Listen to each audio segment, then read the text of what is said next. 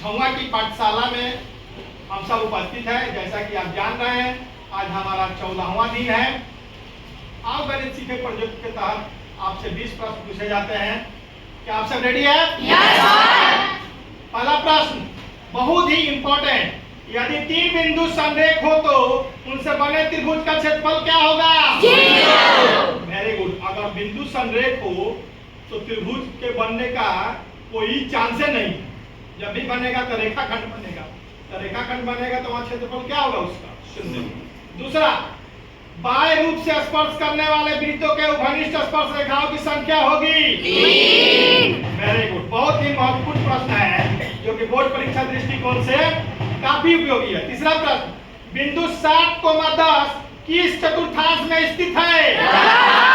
जैसा कि आप जानते हैं कि जब x अक्ष एवं y अक्ष एक दूसरे को काटते हैं तो चतुर्थांश बनते हैं।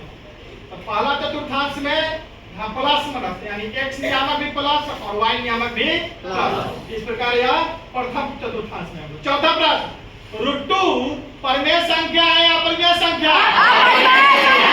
Very good. पांचवा प्रश्न, सबसे छोटी भाज्य संख्या और सबसे छोटी अभाज्य संख्या का महत्तम समवर्तक होता है?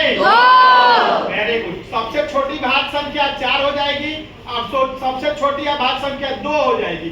तो आप इसका मौसा निकालिएगा तो मौसा इसका 2 होगा। यह बोर्ड परीक्षा में पूछा जा चुका है। छठा प्रश्न, किसी बिंदु की x अक्ष से दूरी उस बिंदु का कहलाती है? वेरी गुड, कोटि कहलाती है। इंग्लिश में इसको ऑर्डिनेट बोलते हैं। सातवां प्रश्न, किसी बिंदु की y अक्ष से दूरी उस बिंदु का कहलाता है?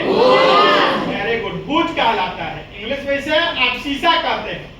आठवां प्रश्न, घनाभ का आयतन होता है? वेरी गुड, लंबाई गुना चौड़ाई गुना ऊंचाई। अगर लंबाई को L मानते हैं, चौड़ाई को B मानते हैं, ऊंचाई को H मानते हैं, तो इसका वॉल्यूम दैट मींस की आयतन जो होगा LBH घन इकाई होगा। नौवां प्रश्न, घन का आयतन होता है?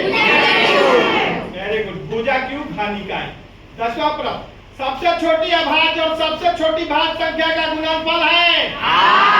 यह भी प्रश्न बोर्ड परीक्षा में पूछा जा चुका है। जैसा कि आप जानते हैं, सबसे छोटी अभाज्य संख्या 2 और सबसे छोटी भाज्य संख्या 4, तो दोनों का गुणनफल 8 हो जाएगा।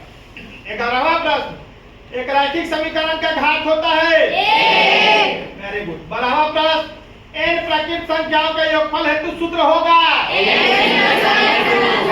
n into n plus 1 divided by 2। 13वां प्रश्न, किसी त्रिभुज के तीनों लंबों दैट मींस की ऊंचाई के मिलान बिंदुओं को कहा जाता है?